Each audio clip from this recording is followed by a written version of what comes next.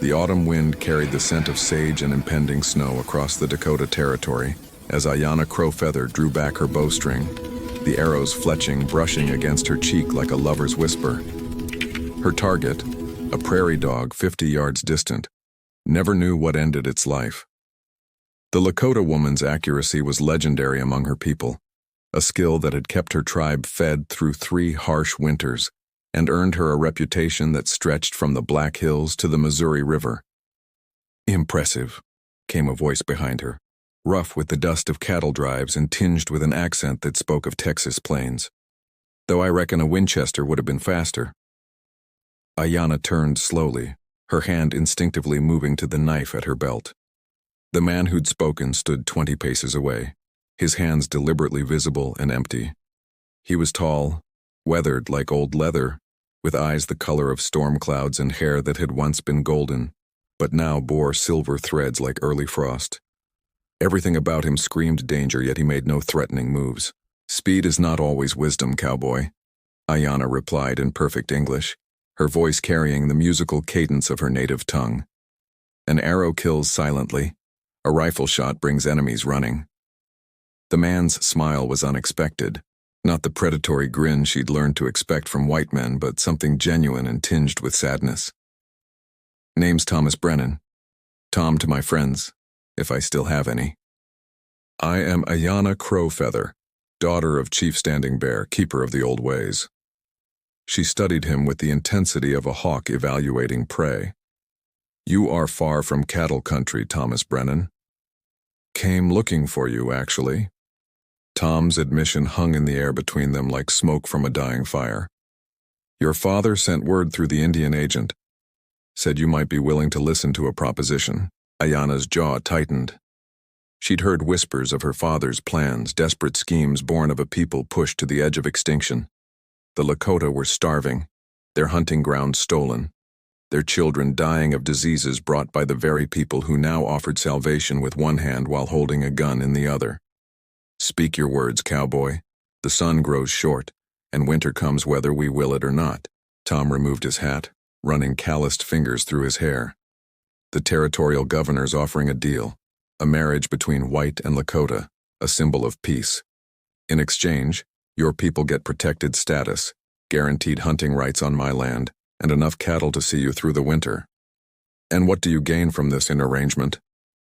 Ayanna's voice could have frozen the Missouri in July.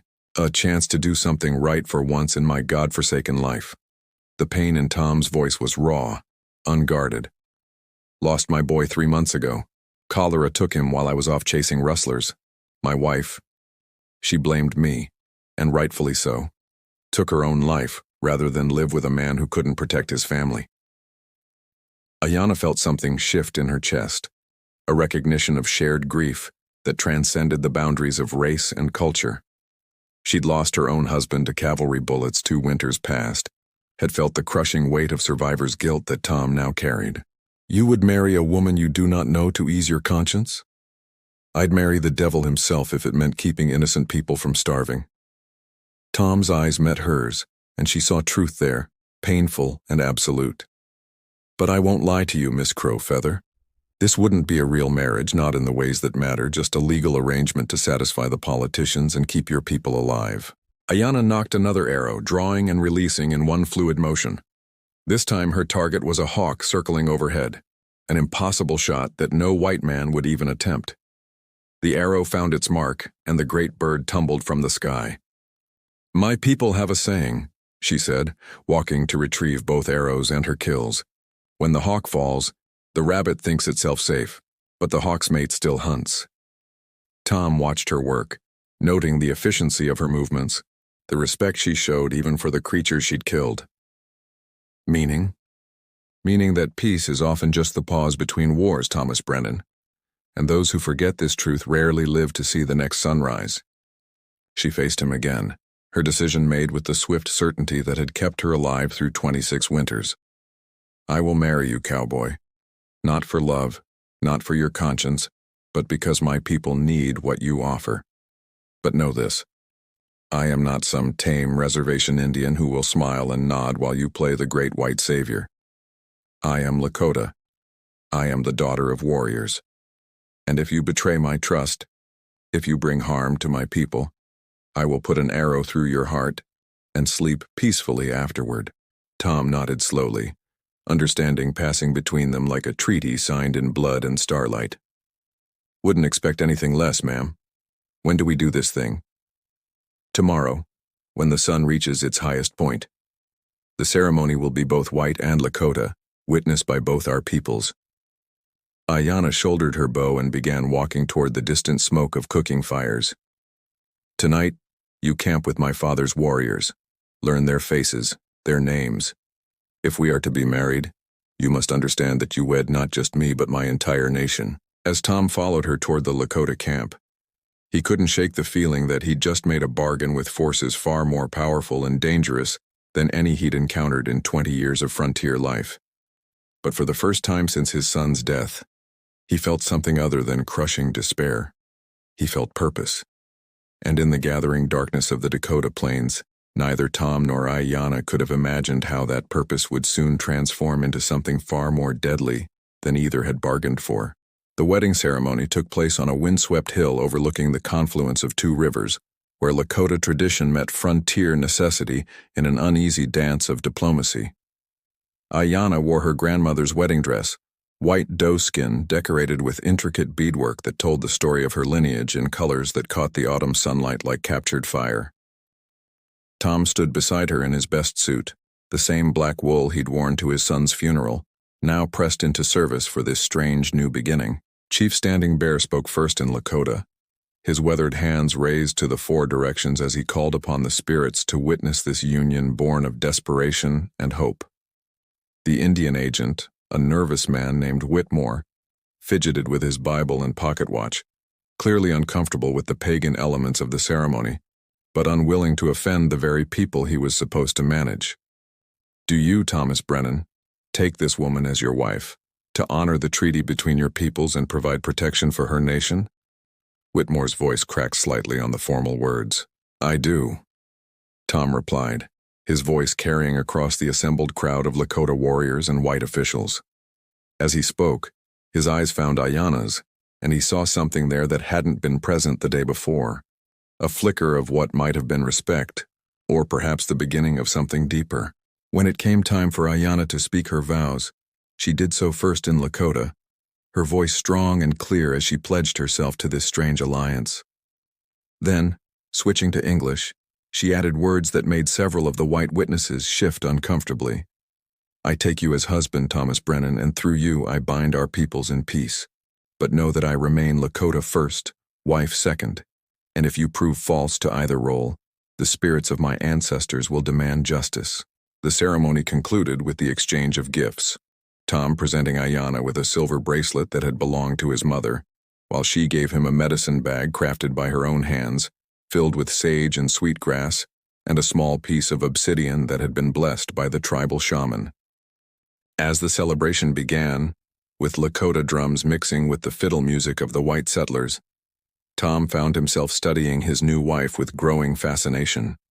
She moved through the crowd like water, equally comfortable speaking with weathered warriors and nervous government officials, her intelligence evident in every conversation. "She's quite remarkable," said a voice beside him. Tom turned to find Dr. Samuel Hayes, the territorial physician, holding 2 cups of what smelled like whiskey strong enough to strip paint. "That she is," Tom agreed, accepting the drink gratefully. "Known her family for years.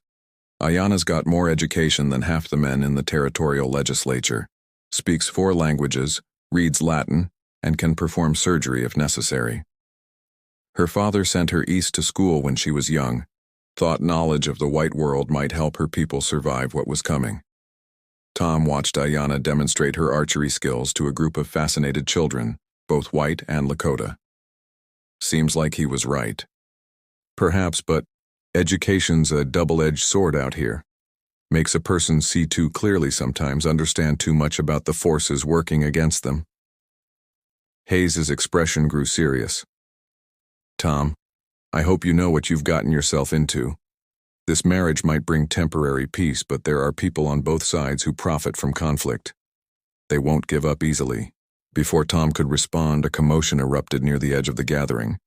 A rider was approaching at full gallop, his horse lathered with sweat and foam. Tom recognized him immediately. Billy Crenshaw, one of his ranch hands, a boy barely 18 who'd never learned to hide his emotions. "Mr. Brennan," Billy's voice cracked with urgency as he reined in his mount. "You gotta come quick. It's about your boy, about Danny." The celebration around them seemed to freeze, conversations dying as people sensed the shift in atmosphere. Tom felt his blood turn to ice water. "Danny's dead, Billy. You know that." "No, sir, that's just it, he ain't." Billy's words tumbled over each other in his excitement. "Found him this morning half dead in a line shack up in the north pasture. He's been held prisoner all this time, Mr. Brennan. Them rustlers you was chasing. They took him, kept him alive for some reason." The world tilted on its axis. Tom's son, his boy who he'd buried, who he'd mourned, who had driven his wife to suicide with grief, was alive. The implications crashed over him like an avalanche, bringing with them a rage so pure and terrible that it threatened to consume everything in its path. "Where is he now?" Tom's voice was barely human, a growl that made several nearby warriors reach instinctively for their weapons. "Doc Peterson's got him at his place in town. He's hurt bad, Mr. Brennan, but he's alive. And he's been talking. Says he knows who took him, who's been behind all the rustling and killing in these parts." Ayanna appeared at Tom's side, her hand touching his arm with surprising gentleness. "Thomas, what is this about?" Tom turned to look at his wife of less than an hour, and she stepped back involuntarily at what she saw in his eyes. "My son is alive, Ayanna. The boy I thought was dead, the boy whose death destroyed my family, he's been a prisoner for 3 months." Understanding dawned in her dark eyes, along with something that might have been fear. Not fear of Tom, but fear of what he might become. "What will you do?" Tom's hand moved to the Winchester rifle slung across his saddle, his fingers caressing the worn stock like a lover's touch. When he spoke, his voice carried the promise of violence that would make the autumn storms seem gentle by comparison. "I'm going to find the men who took my boy. I'm going to make them pay for every day of suffering they caused him, every tear my wife shed, every night I spent wanting to die from grief." He looked around at the assembled crowd, Lakota warriors, government officials, settlers, all watching him with varying degrees of alarm and anticipation. "This marriage was supposed to bring peace," he continued, his voice rising. "But there can be no peace while the men who destroyed my family still draw breath. Ayanna, you married a man seeking redemption, but what you've got now is something else entirely." He swung into his saddle, the Winchester now cradled in his arms like a deadly promise. "Billy, ride ahead and tell Doc Peterson I'm coming. Tell him to keep Danny safe, and tell him to start praying for the souls of the men who took him." As Tom spurred his horse toward town, Ayanna called after him. "Thomas, what of our treaty? What of the peace we swore to keep?" Tom's answer came back on the wind, cold and final as a gravestone inscription. "Peace is for the living, wife, and I'm about to make sure there are fewer of the guilty among them." The wedding celebration dissolved into chaos as the implications of Tom's words sank in. But Ayanna stood motionless on the hill, watching her husband disappear into the gathering dusk. And for the first time in her life, she wondered if she had just witnessed the birth of something that would consume them all. Chapter 3. The Hurricane Unleashed.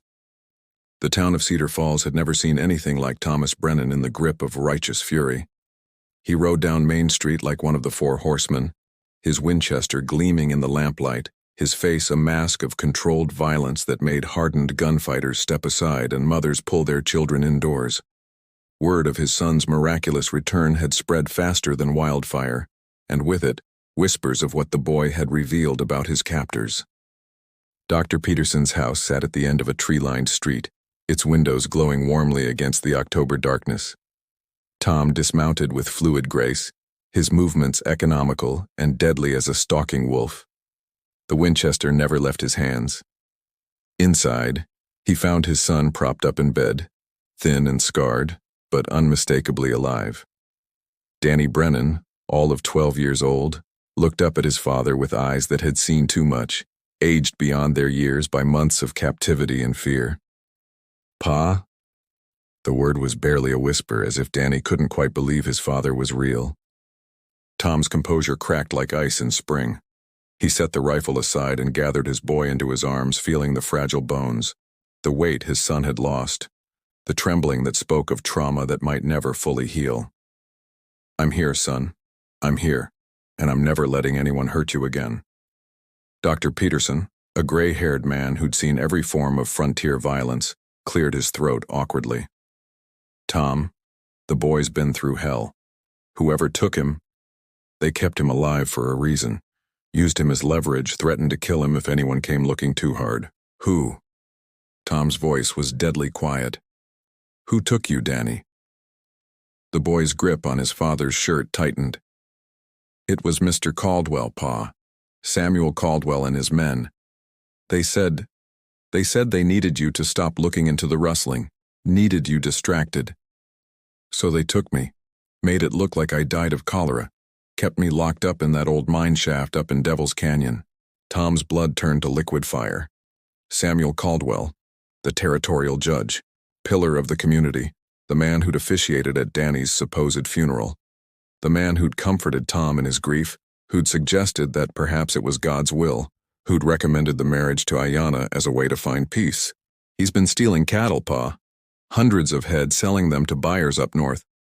And when ranchers started getting suspicious, he'd have his men kill them, make it look like Indian raids.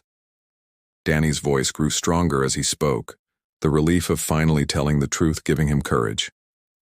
He said once you married that Indian woman, he could blame everything on tribal unrest, get the army to come in and clear out all the natives. Then he'd buy up their land for nothing. The pieces fell into place with sickening clarity. The marriage hadn't been about peace. It had been about providing Caldwell with the perfect scapegoat. Ayanna and her people were meant to be sacrificial lambs, their deaths justifying a land grab that would make Caldwell rich beyond measure.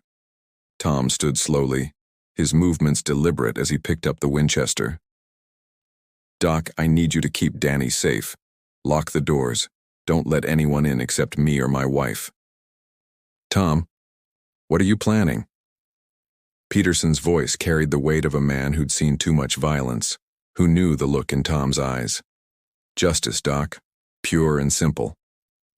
Tom stepped into the night, and for the first time since his son's supposed death, he felt truly alive.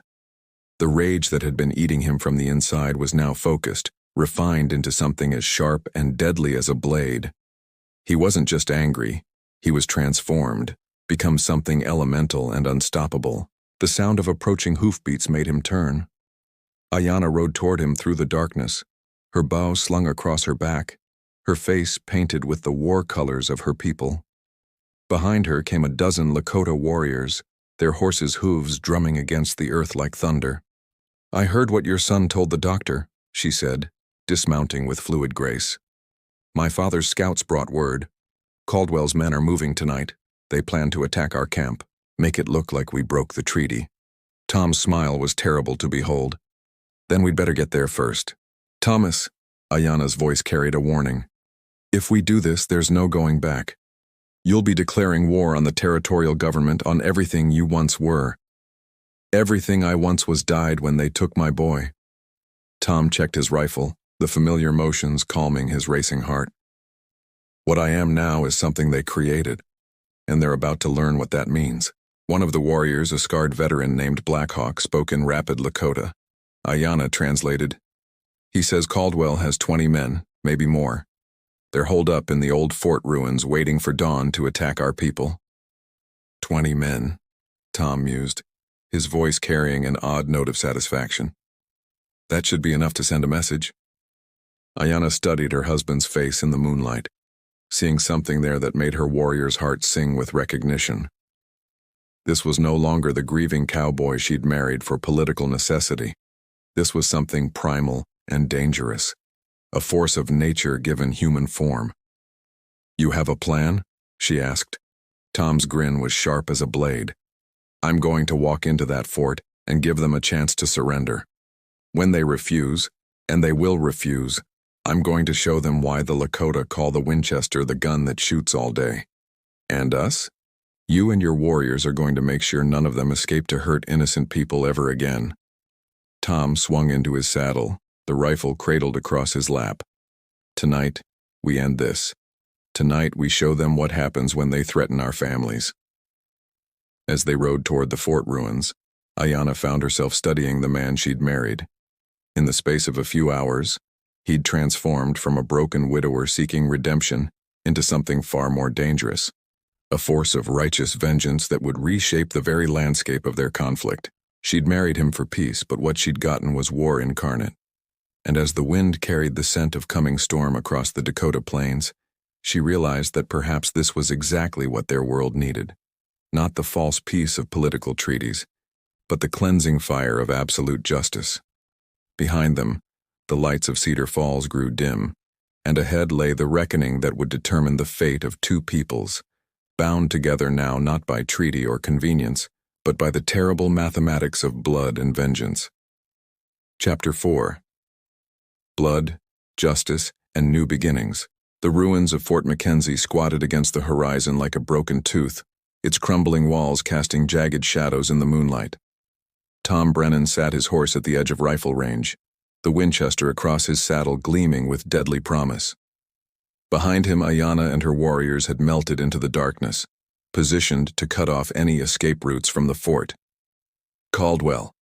Tom's voice carried across the night air, amplified by fury and the peculiar acoustics of the ruins. "Samuel Caldwell, I know you're in there, you son of a bitch." Movement stirred within the fort's walls. A figure appeared on the ramparts, tall, distinguished, wearing the black coat and string tie that marked him as a man of authority and respectability. Judge Samuel Caldwell, pillar of the territorial community, looked down at Tom with the expression of a man who'd been expecting this confrontation. "Thomas," Caldwell called back, his voice carrying the smooth tones that had swayed juries and convinced voters. "I heard about your boy. Miraculous recovery, truly miraculous. You must be beside yourself with joy." "Joy?" Tom's laugh was like breaking glass. "Oh, I'm feeling something, Judge, but it ain't joy." Tom dismounted slowly, deliberately, the Winchester never leaving his hands.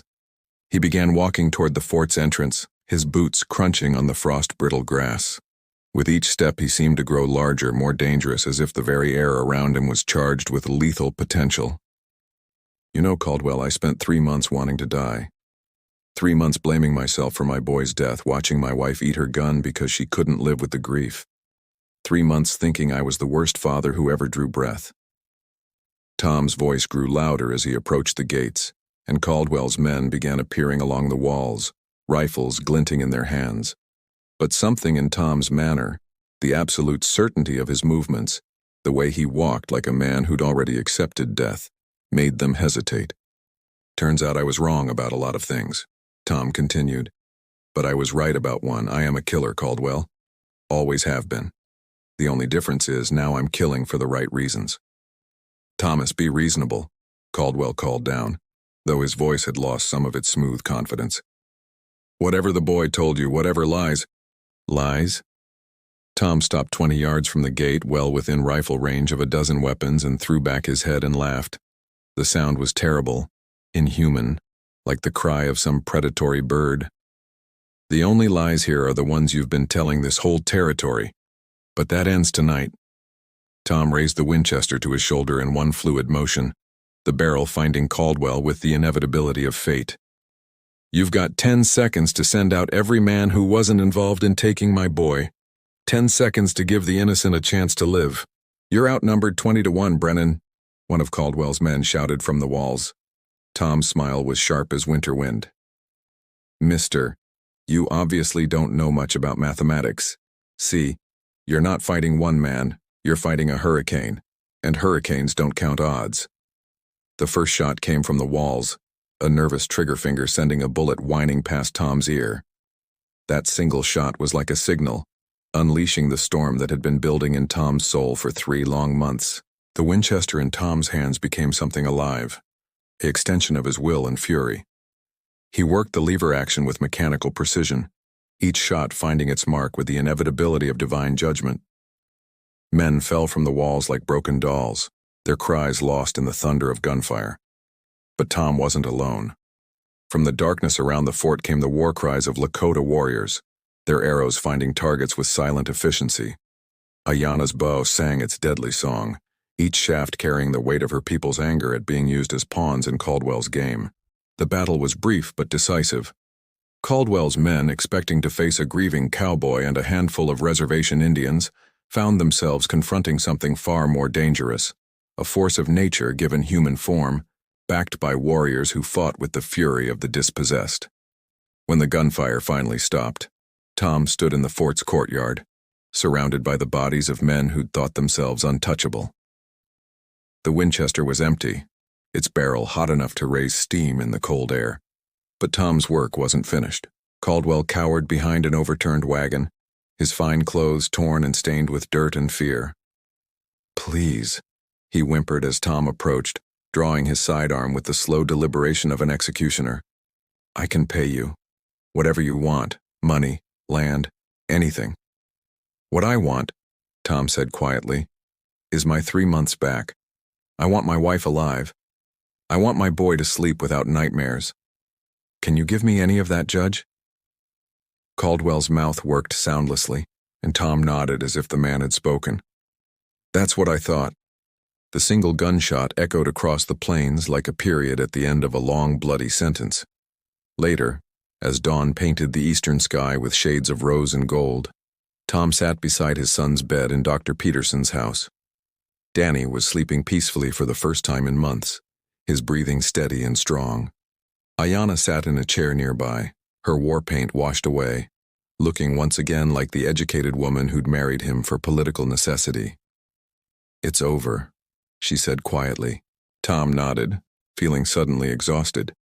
The rage that had sustained him through the night was gone, leaving behind something that might eventually become peace. The territorial governor's sending a new judge, someone who actually believes in justice. Your people will get their treaty, their protected status. "And us?" Ayanna asked. "What becomes of a marriage born of necessity and baptized in blood?" Tom looked at her, really looked at her, for the first time since their wedding. He saw intelligence, courage, and something that might be the beginning of genuine affection. She'd stood with him in his darkest hour, had helped him find justice for his son and her people.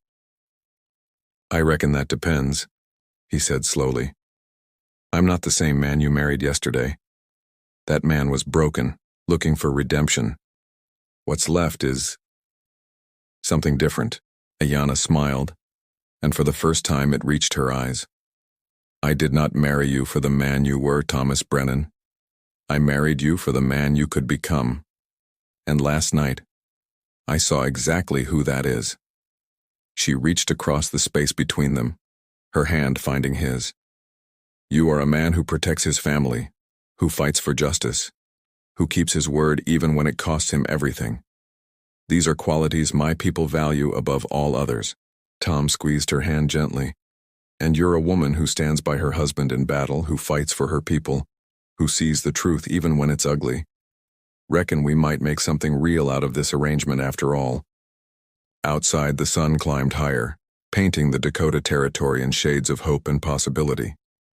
In the distance, smoke rose from the Lakota camp, where Chief Standing Bear was already planning the feast that would celebrate not just the end of Caldwell's reign of terror, but the beginning of something new, a true partnership between two peoples, forged in fire and sealed with blood. Danny stirred in his sleep, and Tom reached out to smooth his son's hair. The boy was alive, safe, and would grow up in a world where justice meant something more than the whims of corrupt officials. "What do we do now?" Ayanna asked. Tom smiled, and for the first time in months it was genuine. "Now we build something worth having. A ranch, a family, a future where our children, all our children, can grow up free." He looked out the window at the vast expanse of prairie stretching toward the horizon, where two peoples were learning to share the same sky. "We've got all the time in the world, wife, and I intend to spend every day of it proving that sometimes the best things come from the most unlikely beginnings." As if in response to his words, Danny's eyes fluttered open, and he smiled up at his father with the trust and love that only a child can give. In that moment, Tom Brennan knew that he'd found something more valuable than all the gold in the Black Hills. He'd found his way home. And in the growing light of a new day, the hurricane finally found peace.